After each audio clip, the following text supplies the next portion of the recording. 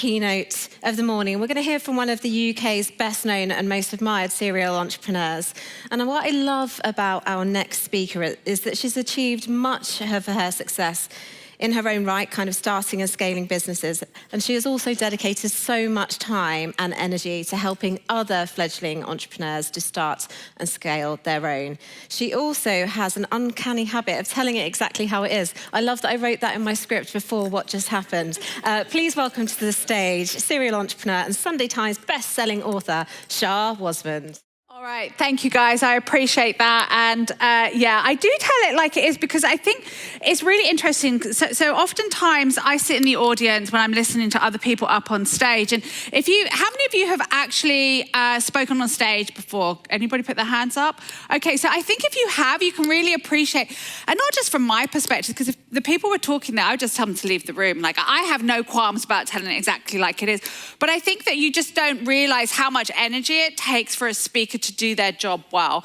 And I think it's just really important in business and in life to be respectful to people. So yeah, I will always say it like it is. So I guess that's a good lead in for what I'm going to talk about today, because I could talk about lots of things. I mean, you've heard over yesterday and this morning, you've probably, both for those of you who are here and at home, you've learned so much. So rather than talking about maybe some more of the traditional things that I talk about, which is about growing businesses, scaling businesses, and exiting them, I wanted to talk about something from a different perspective, something that I think we don't talk enough about, and that is resilience. And actually, I want to talk about it in a slightly different way than maybe what people are expecting, because I think that we have, as a society, definitely the Western society here in the US, we have come to believe that resilience is like a superpower. Like, we should just, keep calm, carry on, no matter what is going on. And sometimes that is true, but sometimes that is also different. So that's what I want to talk to you about today, because again, I really like to know, and obviously I can't see the hands going up from home, but in the audience here today, I would love to know, like, how many of you are currently running your own business? I'm assuming most of you, but can I just see a show of hands? And how many of you are here because you're thinking about setting up a business? Okay, so like 75% have already got their own business. Those of you who have already got your own business, can you put your hands up if more than once you've thought about giving up? More than twice you've thought about giving up? Maybe on a frequent basis you've thought about giving up. Okay, and for those of you who are thinking about setting up a business, I want you to look at how many people put their hands up, and I guarantee you'll be the same number at home. And the reason I want you to understand that is because this is part of the entrepreneurial journey. If you think that starting your own business is going to be easier than having a job, you're very mistaken. It's going to be way more fun. You're going to have far more control, but I wouldn't say it's going to be easier. Most likely you're going to earn more money. Most likely you're going to have more freedom, but you're also going to have more responsibility. And there will be times, in fact, there will be many times when you might feel like giving up. And so that's why I think this topic is really important. And I want to talk about being resilient by choice, not by chance. So what do I mean by that? A lot of times we're forced into being resilient because we don't have any other option. And I want you to actually reframe how we think about being resilient. And I want us to understand that there are other options to being resilient. And being resilient isn't always the answer. So before I get into this, I kind of want to tell you just a little bit. Hands up anyone who's heard me speak before, just in the room, so I can know. Oh, you don't count, neither do you, you do, okay. So I just want to tell you a little bit about myself. I know Hannah gave me a great introduction, but I'm pretty much totally unemployable. I've been an entrepreneur almost all my life. I actually started in the most strangest of circumstances. So I was at the London School of Economics. Most of my peer group went on to work for one of the big banks and investment banking. And I went on to become the world's first and only licensed female boxing promoter. I interviewed Chris Eubank Sr. whilst I was at LSE. He offered me a job, and as they say, the rest is history. So I didn't follow a traditional path. I immediately went into the most male-dominated world that you could ever imagine. At the time, most people, 95% of people in the industry thought I was a ring card girl because there were no other women in the industry. And to be fair, even today, there are so few women in the industry. So I think it would probably be fair to say that I had no choice but to learn to be resilient because I started off in the most male-dominated field that there is. And I've been so fortunate in my career to have gone from one incredible chance encounter to another that opened more and more doors for my career. So when Chris retired, I had another chance encounter with a pretty legendary entrepreneur. In fact, I would argue he is the UK's best entrepreneur, and that is Sir James Dyson. And I spent 5 years from around a kitchen table before any of you had Dyson products in your home to launching Dyson in Australia and the US and helping the company grow from 0 to a 63% market share in our first 3 years. And that has been the series of, I guess, chance encounters and coincidences when people tell you that you're lucky, but actually, my belief is that we create our own luck because you have to be in the right place at the right time. That's half the equation. But the other half of the equation is you have to be ready to take that opportunity. You have to be prepared to embrace the opportunity in front of you and run with it. So who am I? I'm an author, I'm an investor, I'm a mentor. I spend most of my time today either sitting on boards of companies that are scaling to exit or running a mastermind for founders who want to scale and exit. My love for entrepreneurship truly comes from its ability to power social mobility like nothing else can. Because I don't come from a wealthy family. I don't come from a middle-class family. I come from a council estate. I come from living in a hostel for homeless families. I come from a background where no one in my family had ever not just run their own business, nobody had ever gone to university. Nobody had ever owned their own home. So resilience, I think, is something that is probably in my DNA. And I am self-made against the odds and by choice, not by chance. And that is why I'm so passionate about entrepreneurship and supporting other entrepreneurs in their journey, because I know the opportunities that entrepreneurship has opened up for me. But I wanted to talk about resilience today, and not the 101 things you can do to make 7 figures in the next 7 days, because, I mean, quite frankly, you can get that all over Instagram. I wanted to talk about resilience because the truth is, along this journey, you are going to have many moments when you want to give up. And I want to, in the short time I have today, help you figure out how you get through those moments, but also sometimes when you need to actually give up. Because resilience is not about always plowing through. It's about understanding when you're in a dip or a dead end. Has anybody read the book, The Dip by Seth Godin? Anyone read that book? If you haven't, I think it's a really great book to kind of understand some of these principles. But I'm going to start with that, and then I'm going to get into what I want to really talk to you about through the presentation. And the difference between a dip and a dead end is this. A dip is a period of time when you may be having shit going on at home and at work. So everything feels even more overwhelming. And when you're in that dip, you typically feel like giving up on most things. Everything feels an awful lot harder than it should be. But equally, a dip is temporary. A dip is something that you can get out of. And so it's so important to be able to be self-aware enough within yourself, but also within your business, to understand whether you're in a dip or you're in a dead end. A dip could also be a period of time where you lose your biggest client through no fault of your own.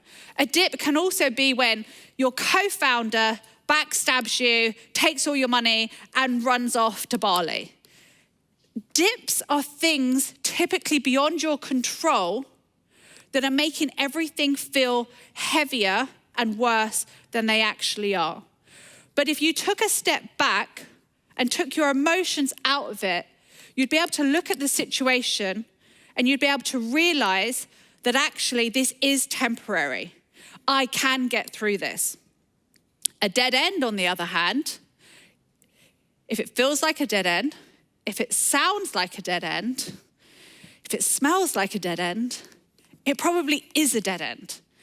And you have to be very self-aware to learn the differences between these. But has anybody here ever been in a relationship where you knew 6 months, maybe a year before you eventually split up, that it was finished? Let's be honest. Anyone?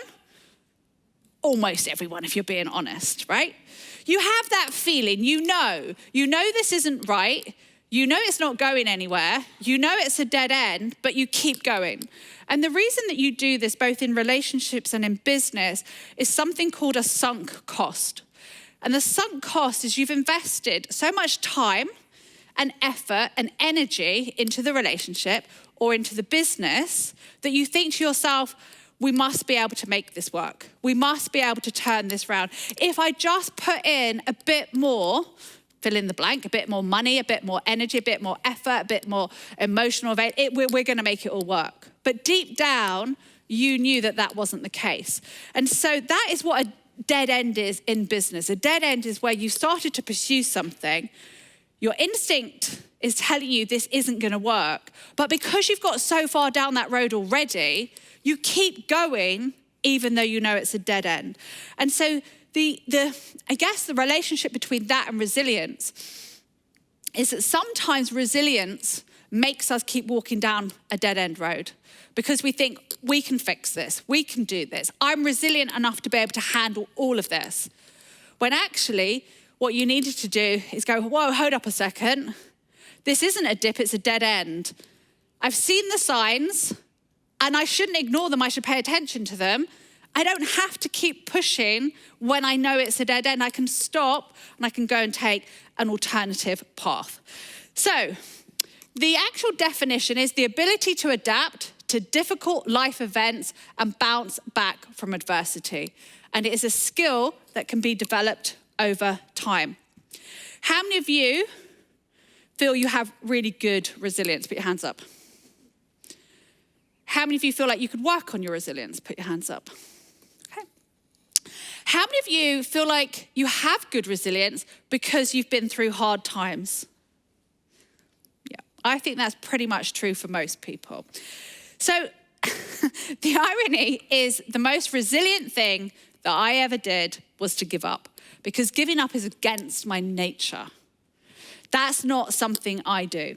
It is really understanding when to persist, when to pivot, because both have not only shaped my successes, but also my survival. So it's understanding those moments when the right thing to do isn't to be resilient. The right thing to do is actually say, I give up. I'm not going to carry on down the dead end road. I'm actually going to preserve myself. I'm going to focus on my self-care. And actually, I don't have to keep beating a dead horse. Resilience is really understanding when you have to dig deep and carry on and when you need to give up. As I alluded to, life growing up wasn't easy. I come from an incredibly dysfunctional background and childhood. I grew up in the States. My father was a huge cocaine addict with immense amounts of domestic violence. And I share that because I think it's really important to understand that we get, as adults, to choose the narrative that we want to carry forward with us. And we get to choose whether those circumstances make us or break us. There's a really fascinating study, widely reported, into two twins who had alcoholic parents, and their lives were tracked. And 30 years later, both of those twins were interviewed. One, incredibly successful. Another, an alcoholic. The interesting thing was that both of those young men at that point said exactly the same thing. They said, I am who I am because of my parents. So one twin decided to use that as a reason to be entirely different, and the other twin used it as a reason to actually be exactly the same. And so I share this because that's what resilience is about. It's about making a conscious choice to use whatever happens to you for something for you. This is a picture of my son's dad, who very sadly passed away when my son was only 3.5.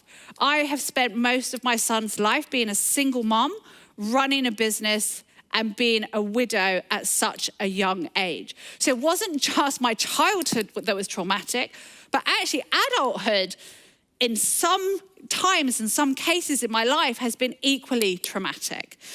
But I have always refused to give up. I have always refused to settle for what other people might have mapped out for me. So there's two important pictures here. The one at the top is me receiving my MBE from the Queen for my services to business and entrepreneurship. And I think I have a gentleman in the room, Mr. Ollie Barrett here, who most of you know, to thank for this, although he will never admit to it. But I'm very, very sure that it was actually Ollie who put me forward for that. He's looking very, very like I'm non-committal right now. Can you imagine? I got to take my grandma, who, by the way, she's 100 in May. So we come from a long line of very strong women. I got to take my grandma, my mum, and my son to Buckingham Palace. Growing up on a council estate, oh, sorry, can you just turn it off? Thank you. Thanks, Hannah. This wasn't something that was ever on the radar of possibilities for me. And then the second picture, I'm assuming, how many of you know who that is in the second picture? I'm hoping most of you do. This is 50 Cent, Curtis Jackson, who's actually reading my book. So these are two of the pictures for me that just show how far I've come. I'm very proud to say I've sold over 500,000 books. I've been a Sunday Times bestseller. Stop Talking, Start Doing was the #1 best-selling business book in W.H. Smith for 14 months in a row. And this was 50, reading my book, which definitely helped with my sales. And I share these pictures not to be a braggadocious twat, but to share with you that actually this is about resilience. This is about not giving up. You don't get to these places if you give up. So this is where it all began, when I started working with Chris Eubank. And that all started because I had I don't know, if you're Jewish, you'd say it was chutzpah. If you're not, you'd say it was, I don't know, some kind of crazy confidence, where I actually stole some letter-headed paper from the editor's office at Cosmopolitan magazine. And I wrote a letter to Chris Eubank saying that I'd been commissioned from them, which was a total lie, to interview him. And he accepted the interview. And again, they say the rest is history. So I interviewed Chris. He then offered me a job, and it was that started my entire career. It was that one opportunity in that one moment. And so when people say you're lucky, again, I keep coming back to this. That's not luck. We create our own luck. But sometimes we are very fortunate to be put in the right place at the right time. But only some of us will recognize that. And even then, only some of us will realize that this is our moment to grab with both hands and run with it. And I realized in that moment that that was my opportunity to change my whole life trajectory. So I want to share some resilient myths with you. Not everything is worth fighting for. Like, if you come from a similar background to me, it will probably be in your DNA to fight for everything. And I want to tell you, stop. That is not good for your nervous system. We are not in the caveman days. Most of the time, our life is not in danger. And if you've grown up with a huge amount of trauma, one of the side effects of that is you actually constantly feel like your life is in danger even when it's not. And so I would really encourage you to recognize that actually not everything is worth fighting for, so let's figure out what is. We have been sold this story that we have to push through at all costs. It's been glamorized, the hustle. And by the way, I love the hustle. So I'm not the anti-hustle person. Hustle is about hustling ourselves, not other people. We're not here to sell double glazing to people who don't need it. The hustle is about holding ourselves to a standard that we want to attain. It's not about hustling other people, but equally, it's not about winning at all costs, because winning at all costs typically means that you're losing more than you've won. Resilience is cost-free. That is an absolute myth. The truth is it's really not, especially when it comes to personal loss. Resilience is not stress-free, and it's not cost-free. Resilience comes at a price, and you have to understand, is that price worth paying? Superheroes never quit. That's not true either. The truth is they do. And the real superpower is knowing when to quit. So let's do a quick resilience audit. I like keeping things really practical. I'm like the stoic one. Okay, so I want to ask you 3 questions. You ready? I want you to, everyone at home, I want you to do this exercise, everybody here. Do it mentally, because I'm going to ask questions, so be prepared. You might have guessed by now that I'm not shy of asking people to do things, so get ready. So number 1, what am I carrying which I can and should be put down, right? So that means, what responsibilities are you carrying that you should and could put down? What are you doing that you should stop doing? What are you doing out of obligation or responsibility, but there's actually really no other reason for you to do it? Number 2, where am I spending resilience with no return? So that's, where are your dead-end roads instead of the dips? And number 3, this is so important. Who replenishes your resilience rather than drains it? Was anybody here for the award ceremony last night? Just wondering. Yeah? Okay. So if you were here last night, you would have seen me take a very proud moment to come on stage and be able to give one of my best friends since I was 21, Kanya King, her Lifetime Achievement Award. And one of the things that I shared last night was that the reason that I have so much resilience, the reason that I've been able to do the things that I've been able to do, is not because I'm some kind of unicorn, but actually because I have been fortunate enough to have such a community of incredible people around me from the beginning who replenish my resilience. And they support me through the good times and the bad times. So I want you to ask yourself, who replenishes your resilience? Who fills up your energy rather than drains it? So I'm going to ask someone to be brave and tell me, before I have to pick on someone, what are you carrying that you could put down? Yeah, that's my partner, my boyfriend. He's always there for me, he's always supporting me, and he's my business partner too. We together are building the business, so it's great. So he's the one who replenishes you. No, it's not punishing me, he's helping me. Yeah, replenishes. So he supports you, yeah? Yeah. That's great. So you've got that support. I can guarantee you there's loads of people in here who probably don't feel like they have that support. So that's something to be really, really grateful for, because I'm so grateful for that. It's made such a difference in my life and in my business. So who here has got something that they know they need to stop doing, but they haven't? Let's be honest. Lady at the back. A fear of success. Interesting. Does anybody else have a fear of success? Half a hand. Does anybody have a fear of failure? Interesting. So if you didn't have that fear of success, what would you do differently? I would read my blockers and I would just Right. So it's so important to be self-aware and understand how these things are affecting us. And I would really encourage you to just, when you're thinking about this in terms of not just resilience, but when you're looking at an audit of your life and your business, to really keep coming back to these things. What are the things that you're doing out of obligation, out of responsibility, that no longer serve you? Where are you spending your time that no longer serves you? And I guess in a way you could reframe the last question with, who are you spending your time with that no longer serves you? So here's 3 modes of resilience. And again, it's really important to understand when to move through these different modes. So number 1 is the push mode.